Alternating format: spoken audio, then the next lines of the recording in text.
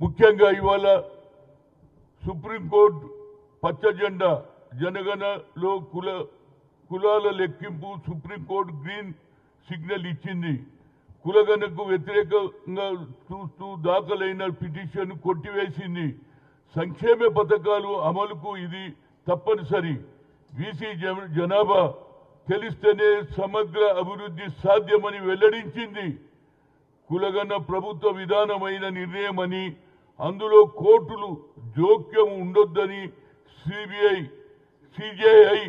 Chief justice of India Suryakant గారు చెప్పడం నా హృదయపూర్వక ధన్యవాదాలు. ఈనాడు నిజంగానే జ్యుడిషియరీ ఉన్నది కాబట్టి అక్కడక్కడ కొన్ని తప్పులు జరిగినా దాన్ని రెక్టిఫై చేసే కార్యక్రమం మా సూర్యకాంత్ గారు తీసుకున్నారు. ఇది 60 కోట్ల జనాభా సంఖ్య. గతంలో బీపీ మండల్ గారు ఏం చెప్పారు, యావత్ భారతదేశంలో కులాలు 3200 అన్నారు. మన రాష్ట్రంలో 136 కులాలు ఉన్నాయి.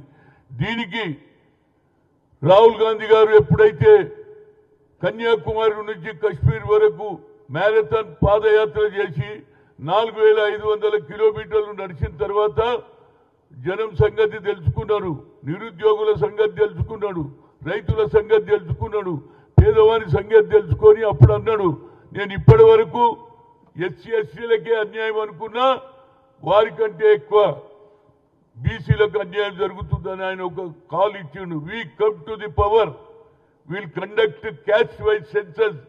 అంతటితో అగలే జితినా ఇస్సేదారి ఉత్తి భాగీదారి అన్నాడు. జితినా తర్వాత ఆయన జితినా ఆబాదీ ఉన్కా హక్ అన్నాడు. వాహ్, అదే ఇవాళ నిర్ణయం అయింది. రాహుల్ గాంధీ గారు ఏ ఆలోచన చేశారో, గతంలో ఇందిరాగాంధీ గారు కూడా వాళ్ళ నానమ్మ ఆ రోజులలో దున్నేవాడికే భూమి, పేదలకు భూ సంస్కరణ అమలు చేసి ఒక్కొక్క దొర దగ్గర 400 ఎకరాలు 500 ఎకరాలు ఉండే, పేదమంది దగ్గర 1 ఎకరం కూడా లేదని ఆలోచన చేసి ఆ రోజులలో భూములు పంచిపెట్టింది మా అమ్మ. 20 అంశాల కార్యక్రమంలో బడుగు బలైన వర్గాలకు న్యాయం చేసింది.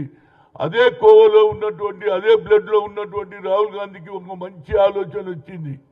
కానీ మొన్న జరిగినటువంటి ఏదైతే గజెట్ తీశాడో అమిత్ షా, కేంద్రం నుంచి వచ్చినటువంటి గజెట్ లో అన్ని ఉన్నాయి. ఏది ఏ ఇంటి యజమాని ఇండ్ల లెక్క అన్నారు. ఇండ్ల లెక్క అయితే ఇళ్లలో ఎస్సీ ఉంటే ఎస్సీ ప్రతి ఎంతమంది ఉన్నారో లెక్క తీయాలి, ఎస్టీలు ఉంటే ఎస్టీలో తీయాలన్నారు. కానీ పక్కకు అదర్స్ అని పెట్టాడు. అక్కడ ఓబీసీ అని పెట్టినుంటే బీసీలు అని పెట్టింటే లొల్లే లేదు. కానీ ఏదైతే వాళ్ళు ఆలోచన ఎన్డీఏ గవర్నమెంట్, ఆర్ఎస్ఎస్, బీజేపీ వాళ్ళ ఆలోచన ఏమిటంటే బడుగు బలైన వర్గాల వారు కిందనే పడి ఉండాలి, అదాని అంబానీలు లాభపడాలనే ఆలోచన. ఎందుకంటే గుజరాత్ లో కోటీశ్వర్లు ఉన్నారు. ఇవాళ మాటికి చెప్తే ఏది పెట్రోలు, డీజిల్, అదేవిధంగా గ్యాస్ తగ్గిపోతే దానికి మాకు కొన్ని సలహాలు ఇస్తున్నాడు. ఎక్కువ ఖర్చు చేయొద్దు, నడిచిపోండి, పెట్రోల్లో పోండి, పోతుంటే ఒక్కరు పోకుంటే ఇద్దరిని తీసుకొని పోండి. ఇవన్నీ ఎవరికి కావాలి? ఇప్పటికీ 2 సార్లు పెంచేసిండు పెట్రోల్, డీజిల్ పెరిగిపోతుంది. ఎడికెళ్తే వాళ్ళు ఇంతకుముందు డిమానిటైజేషన్ చేసి నోట్లు రద్దు చేస్తే ప్రతి ఒక్కరు కూడా రోడ్డు మీదకి వచ్చిండు నరేంద్ర మోడీ. ఇవాళ మాకు సలహాలు ఇవ్వకురా ఆయన, మాకు అన్ని తెలుసు. ఏదైతే మహాత్మా జ్యోతిరావు ఫూలే 18th సెంచరీలో చదువుకుంటేనే భవిష్యత్తు, చదువు లేకపోతే ఈ అగ్ర కులాలతో మీరు పోటీ పడలేరని ఆ రోజులో ఆలోచన చేసి కేవలం మగవాళ్లే కాదు, సావిత్రిబాయి పూలే కూడా ఆయన భార్యతో స్కూల్ పెట్టించిన ఘనత అది తెలుసుకున్నటువంటి బాబాసాహెబ్ అంబేద్కర్ గారు.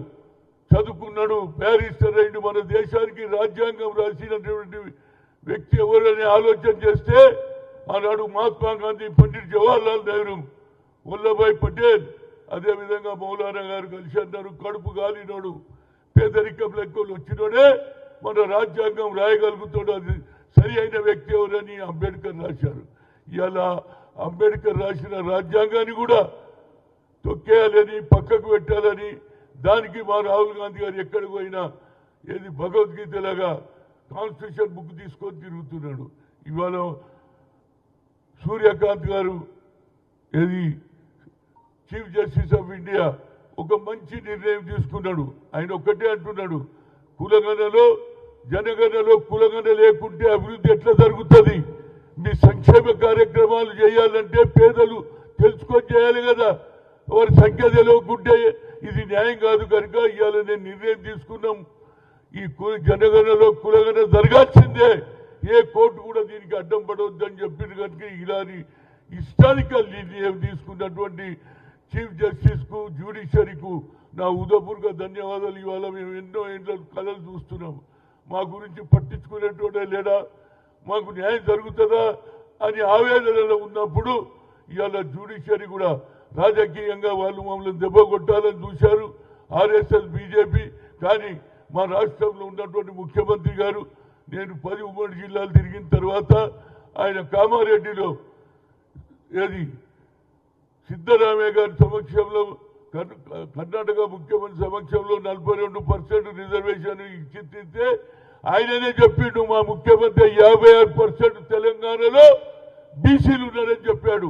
కులగన 150 కోట్లు పెట్టి కులగన చేశారు. ఆ తర్వాత ఆర్డినెన్స్ తీస్తే మా గవర్నర్ గారు కోల్డ్ స్టోరేజ్ లో పెట్టారు. ఇక విధి లేని పరిస్థితుల్లో ఎన్నికలు పెడితే ఇవాళ మా పిల్లలు, మా యువకులు, బీసీ పిల్లలు, బీసీ సోదరిమణులు 52% మంది గ్రామ సర్పంచులు అయ్యారు. అదేవిధంగా చైర్మన్లు, వైస్ చైర్మన్లు అయ్యారు. కనుక నా ఉద్దేశంలో యావత్ భారతదేశంలో ఈనాడు నిర్ణయం ఇది హిస్టారికల్ నిర్ణయం అండి. ఎవరికి చెప్పుకోవాలి మా కులమని, మా కులం ఇది ఉంది, మేము ఒడ్లోళ్ళం, మేము ఎట్లా బతకాలి, మేము సాగలోళ్ళం, జీవితాంతం బట్టలే ఉతకాలనా, మా పిల్లలు చదువుతా, మా పిల్లలు ఐఏఎస్ కావుతా, మా పిల్లలు రాజకీయ అనే ఆలోచన తెలుసుకున్నటువంటి జ్యుడిషియరీ మంచి నిర్ణయం. మేమందరం కూడా